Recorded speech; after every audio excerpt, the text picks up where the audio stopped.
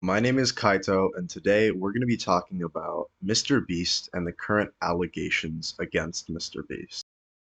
I'd appreciate it if you subscribe to the channel. It means a lot to me. And yeah, we'll get right into it. First things first, though, check out the Dogpack 404 video. He has a lot of in-depth analysis and information over the whole Mr. Beast situation. So yeah, check that out. So first, let's address the elephant in the room, Ava Chris Tyson. Based on what we know currently about Ava Chris Tyson, they are alleged to have chatted with many minors in the past through Discord. Within the last week or so, over 500,000 messages have been leaked from their Discord, which this is like a monumental amount of messages, right? That is no small feat. 500,000, half a mil, you know. Now, the evidence currently does not exist as the messages were all taken down by the host website, so I have no way to personally verify what these messages said. What we do know is that in the conversation that Ava Chris did talk about her genitals and link a pornography website to people who were children. This was completely known. This is, however, not the only time that Ava Chris Tyson was caught talking to minors. Ava was out here acting like a super senior who just found Discord. There were many inappropriate messages shared between Ava and minors. Now, the problem is that it doesn't stop here. Ava was also a Shadman supporter, which I'm sure you've heard of at this point, having a framed photo of one of his drawings on her wall, as seen in a Mr. Beast video. I'm going to put it up on screen right now.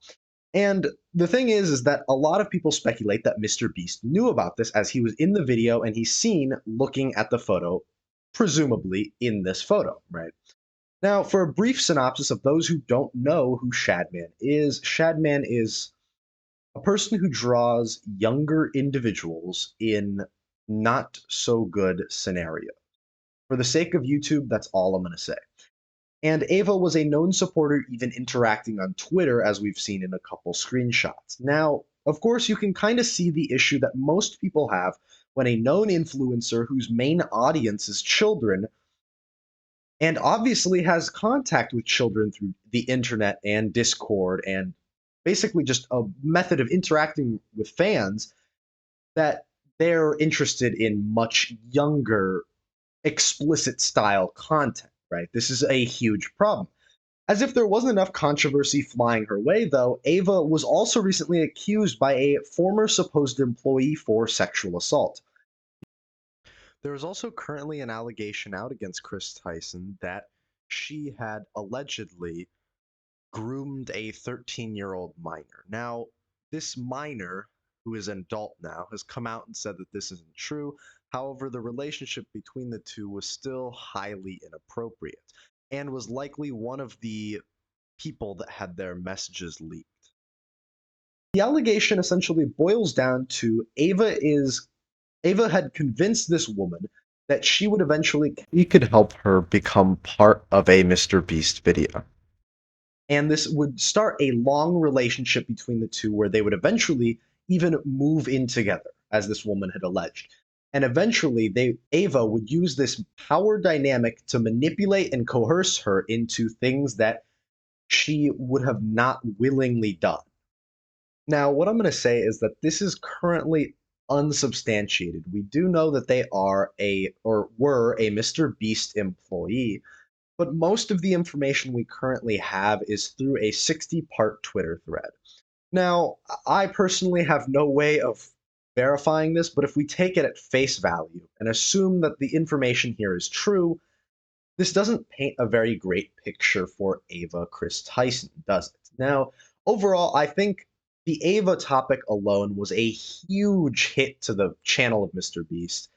But wait, there's more. I'm coming out of one of those infomercials at 2 a.m., but instead of offering you a free blender, I've got something much worse: alleged illegal activities. So this came as a pretty big surprise to me, as I don't really follow his giveaways or many of his lotteries. Most of them are held on live streams on YouTube, Twitch. So allegedly, I'm saying this, but there's genuine video proof, and this does happen, but I'm just going to say allegedly anyways.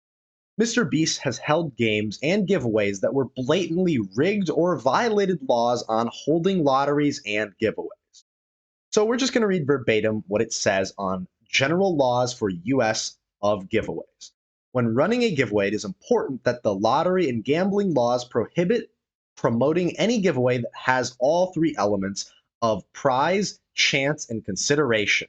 By US laws, that is an illegal giveaway, and at least one of the three things would have to be eliminated. And in many of the cases for Mr. Beast, they don't adhere to the laws, essentially. A lot of them would be that you would have to buy an item to have a chance at winning something. But oftentimes the discretion would also be up to Mr. Beast. So this is kind of a problem considering that this doesn't take chance out of it, this doesn't take the prize out of it, and it also doesn't take the consideration out of it as well. So the problem becomes that a lot of Mr. Beast's giveaways are just wrong. Like essentially, they are illegal. And there's no two ways about it. I'm not even trying to like say, oh, this might be the case. They are just blatantly illegal. Now, to suspend disbelief, one thing is I personally don't understand. I say I don't understand. I just don't believe that Mr. Beast with a whole corporation and legal team could be oblivious to this. And it makes him very hard to defend when there's a lot of giveaways that you can watch with this lens and makes it seem much more scummy. Much less the fact that the main victim of his scams are children. Now, this is a big thing in YouTube. I feel like nowadays YouTubers can only do one of two things involving children, and it's scamming or grooming them. I feel like no one's really out for like their benefit. It's just to prey on them, one way or the other. Now, Mr. Beast and his company are somehow doing both. Like, they're talking inappropriately to kids, and they're giving away, and they're scamming kids. So it's really like a wombo combo, a 1-2 here. But yeah, it's just really terrible, and it's not just morally wrong. A lot of these things are illegal.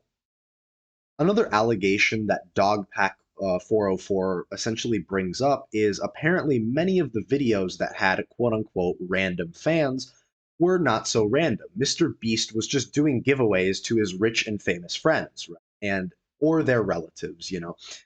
Essentially, it sounds like most of the people were just people that he knew. It's pretty scummy when you realize that a lot of children sub to his channel thinking that, oh, you know, I might be able to be in a Mr. Beast video. This is after him telling them that, oh, these are just some of my random subscribers. So they might sub to the video thinking I might have a chance at winning big dollars, you know? And while I'm not saying that's illegal, because it's not, I believe that that is morally incorrect. Like, that is bad. You know, that's not something you should do. Now, I'm going to hand this segment over to Az, one of my friends, and he's going to talk to you about a predator that Mr. Beast hired.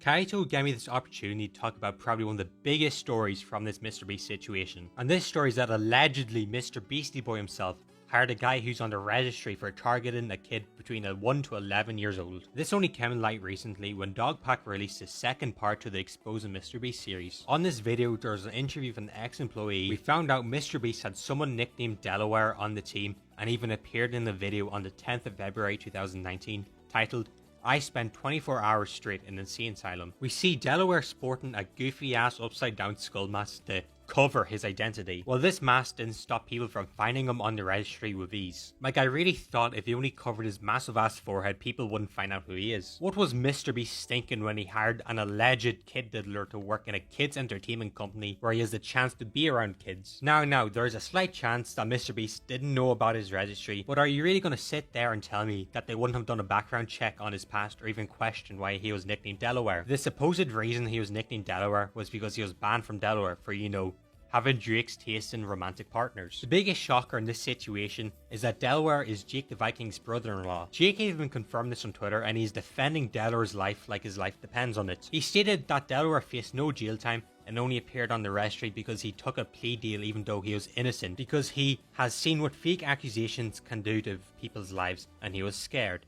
He 100% believes that Delaware was innocent, and even if he wasn't, he has changed for the better. Kinda ironic coming from Jake since he has been attacking Chris for her old messages and tweets from years ago. MrBeast has yet to respond to the accusations at the time of making my segment. Anyways, that's all I have to say for today. Kaito and I actually have a collaboration on my latest video, or on a video soon to come out, whichever video comes out first. The video is us discussing another famous kid lover. Anyways, I've been so thank you for having me on this video, Kaito. And finally, Delaware, leave them kids alone. I'd like to thank Az for coming in on the video and dunking on that Predator for us. I really needed his assistance there, you know. Mr. Beast's brand has been under fire more than a toilet after a family orders Taco Bell. It's just not looking good for that toilet and his name brand. But more importantly, I feel like he has lost something major. He has lost the faith and the trust of many people that might have not known that much, besides that he's a good guy, a philanthropist, and he paints himself in a good light. Now, this situation shines a light on everything that's been happening behind the scenes, and it really just doesn't look good for Mr. Beast. Now, I hear a lot of people saying that he should address the situation, but let's be real. What could he say to solve this? He could turn on the camera and just say, yeah, I did it. What are you going to do about it? Just like a Scooby-Doo villain? Maybe I would have gotten away with it too if it wasn't for you meddling kids. Like, I just don't know what people expect here, because there's genuinely nothing he could say. He can't apologize for knowing and scamming children. Like, it's just not something you can apologize for. You can't really apologize for, yeah, I hired a predator. What are you going to do about it? Like, there's nothing really he can apologize for. These are just actions that he made that are unjustifiable. I feel like ultimately there's just a lot of terrible stuff, especially from a guy who portrayed himself as a philanthropist, a good person, out for the benefit of most people.